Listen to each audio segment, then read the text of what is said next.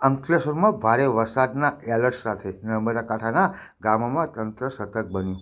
અધિકારીઓએ મુલાકાત લઈ ગ્રામજનોને સાવચેત રહેવા અપીલ કરી. અંકલેશ્વર હવામાન વિભાગ દ્વારા અતિભારે વરસાદની આગાહીને પગલે અંકલેશ્વર તાલુકાનું વહીવટીતંત્ર સંપૂર્ણ સતર્ક બન્યું છે.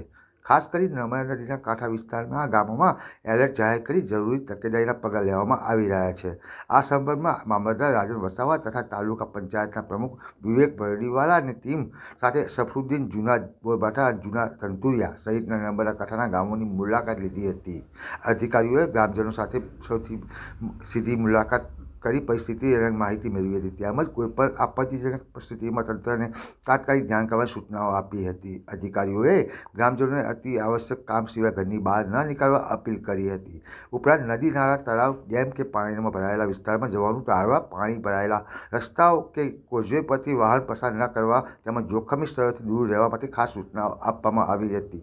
સાવચેતીના ભાગરૂપે નર્મદા કાંઠાના કેટલાક સંવેદનશીલ ગામોમાં પોલીસ બંદોબસ્ત પણ ગોઠવવામાં આવ્યો છે. તંત્ર દ્વારા સતત પરિસ્થિતિ પર નજર રાખવામાં આવી રહી છે અને જરૂરિયાત મુજબ તાત્કાલિક પગલાં ભરવાની તૈયારી દર્શાવવામાં આવી છે. વહીવટીતંત્ર દ્વારા તમામ ગ્રામજનોને અફવાઓથી દૂર રહી માત્ર અધિકૃત સૂચનાઓનું પાલન કરવા અને વરસાદી પરિસ્થિતિ દરમિયાન સંપૂર્ણ સાવચેતી રાખવા અનુરોધ કરવામાં આવી રહ્યો છે.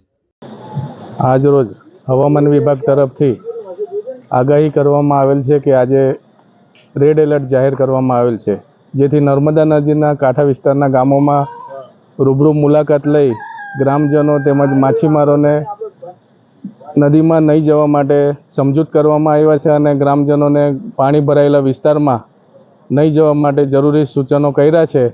અને હાલ અમારી સાથે તાલુકા પંચાયતના પ્રમુખશ્રી હાજર છે, પોલીસની ટીમ હાજર છે. દરેક ગામમાં કાંઠા વિસ્તારમાં પોલીસની ટીમ તૈનાત કરવામાં આવેલ છે અને શેલ્ટર હોમની પણ વ્યવસ્થા છે. જરૂર જણાય હાલ પાણી ભરાવાના કોઈ પ્રશ્ન છે નથી.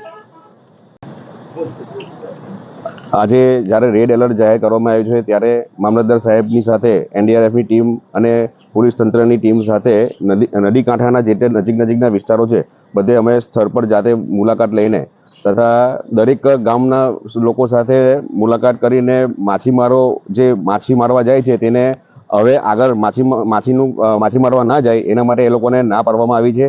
તથા વધારે જો પાણી અહીંયા ભરાઈ જાય તો એના માટે પણ સ્થળાંતર માટેની પણ તૈયારી સાથે અમે અહીંયા દરેક ગામે ફરીને અત્યારે અમે બધાને જાગૃત કર્યા છે.